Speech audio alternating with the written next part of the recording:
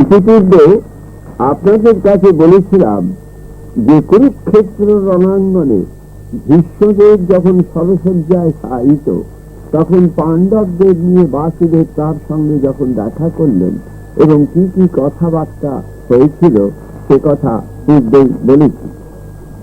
বাসুদেবকে স্তুতি করে ভীষ্মদেব বললেন যে আপনার কৃপায় আমার জ্ঞান লাভ হয়েছে, আপনি সকলের আশ্রয় তা আমি জানি, জীবন এবং মৃত্যুর আপনি বিধাতা। আজ আমার অন্তিম কালে আমার মঙ্গল কামনা করে পুরুষোত্তম আপনি এসেছেন, এ আমার মহা সৌভাগ্য। তখন বাসুদেব বললেন, আমি জানি আপনি আমার পরম ভক্ত। যারা কৃত্রিম স্বভাবপন্ন তাদের কাছে কখনো আমি নিজের স্বরূপ প্রকাশ করি না। সরল স্বভাব, অদান্য, ইন্দ্রিয় নিগ্রহশীল ভক্তের কাছে আমি প্রকাশমান হই। আপনি আর কিছুদিন পরে নিজের সৎকর্মের ফলে সৎ লোকেই গমন করবেন আমি জানি। আপনি মূর্ছু অবস্থাতেও জ্ঞানী হয়ে থাকবেন। এই কারণে আপনি আজ থেকে 50 অর্থাৎ 56 দিন পরে ইহলোক থেকে প্রয়াণ করবেন। অতএব এই সময়ের মধ্যে ধর্মরাজকে আপনার জ্ঞানগর্ভ উপদেশ দিয়ে তাঁর চিত্তের সন্তাপ দূর করবেন, এইটি আমি আশা করি। বিশ্বদেব করজোড়ে বললেন, হে লোকনাথ, তিনি যোদ্ধাগণের মধ্যে শ্রেষ্ঠ। আমি স্বরাঘাতে জর্জরিত, দেহ আমার কলুষিত, শক্তি আমার অবগত। এ অবস্থায় আমি তাকে কি বলবো তা বুঝতে সক্ষম হচ্ছি না। তুমি যেখানে বর্তমান সেখানে আমার কিছু বলা সাজে না। তোমার যে প্রাজ্ঞ তো আমি নই। অতএব আমার এই দুর্বল অবস্থায় গুরুকে উপদেশ দেওয়ার শক্তি আমার কোথায়? বাসুদেব বললেন, আমি বলছি, আপনি আর বিন্দু মাত্র দৌর্বল্য অনুভব করবেন না। এই সরসজ্জা আপনার সুখ সজ্জার মতো মনে হবে। মূর্ছা, ক্ষুধ, পিপাসা কিছু থাকবে না। আপনি যৌবনকৃত শক্তি লাভ করবেন।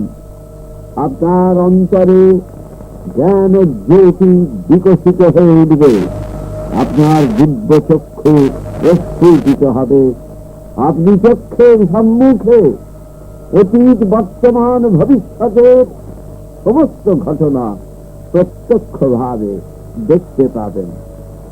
নীল অর্থাৎ মৎস্য যেমন জলে সঞ্চরণ করতে করতে জলের মধ্যেও সব কিছু দেখতে পায়, আপনিও সংসার জলভূমির মধ্যে থেকেও সেই রকম সব কিছু সন্দর্শন করতে পারবেন।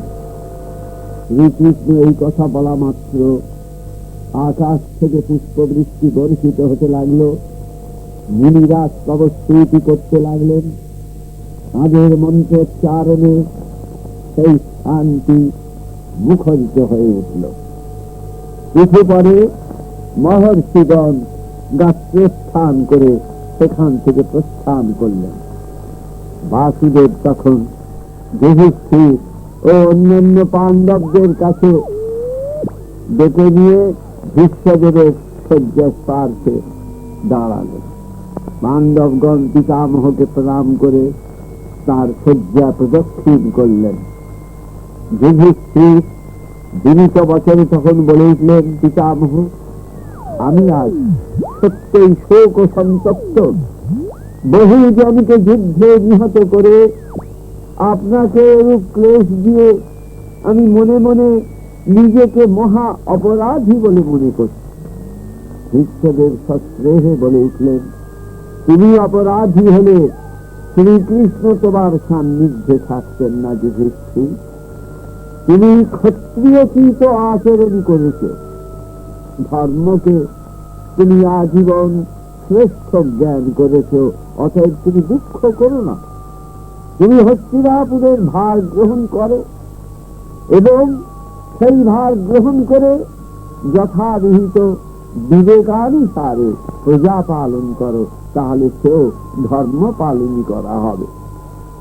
যুধিষ্ঠির তখন জিজ্ঞাসা করলেন, পিতামহ, রাজধর্ম পালনের নীতি ও রীতি সম্বন্ধে আপনি যদি কিছু বলেন তাহলে আমি যথেষ্ট উপকৃত হব। ভীষ্ম বললেন, তুমি রাজধর্ম বলতে কি বোঝো? যুধিষ্ঠির বললেন, মহাত্মা রাজা বলেন, তার থেকে আমি বুঝেছি যে রাজধর্ম প্রকৃতই শ্রেষ্ঠ ধর্ম। তবে এই ধর্মের ভার গ্রহণ করা অতি কঠিন, অথচ রাজা না থাকলে জীবলোকে মহাবিশৃঙ্খলা উপস্থিত হতো।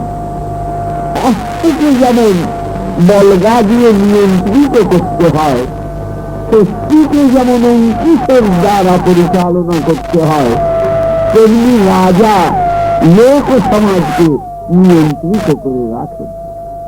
এইটুকু আমি জানি, কিন্তু এছাড়াও রাজাদের কি কি নীতি অনুসরণ করা কর্তব্য সেই সম্বন্ধে আপনার কাছ থেকে উপদেশ পাবার জন্য আমি উন্মুখ হয়ে আছি। তখন ভীষ্মদেব বললেন, রাজা যেন দেবতা, পণ্ডিত ও সদাচারী ব্রাহ্মণদের কখনো উপেক্ষা না করেন। দেবতা অর্থে আধ্যাত্মিকতা ও নীতিবোধের প্রতীক স্বরূপ যারা, আমি তাঁদেরই দেবতা বলে বলি। আর ব্রাহ্মণ বলতে সত্যকারের প্রজ্ঞাবান, বিচক্ষণ ও সদাচার সম্পন্ন ব্যক্তিদের কথাই আলোচনা করছি। এদের প্রীতি সম্পাদন সর্বপ্রথম করবে। শুধু দৈবের উপর নির্ভর করে রাজ্য শাসন করা যায় না। রাজাকে পুরুষকারের উপর নির্ভর করতে হবে, কর্ম করতে হবে। দৈব বড় কি পুরুষকার বড় তা বলা কঠিন, তবে আমি এইটুকু বুঝেছি যে দৈব আর পুরুষকার দুইয়ের সম্মেলন না ঘটলে যে ফল আশা করা যায় তা পাওয়া যায় না সকল সময়। না পাওয়া গেলেও রাজা পুরুষকারের দ্বারা তার কর্ম করে যাবে। প্রজার মঙ্গলের দিকে তাকে দৃষ্টি রাখতে হবে সর্বদা। রাজা হয়ে অত্যন্ত বিনীত ভাব বা অত্যন্ত উগ্র ভাব প্রকাশ করা অকর্তব্য।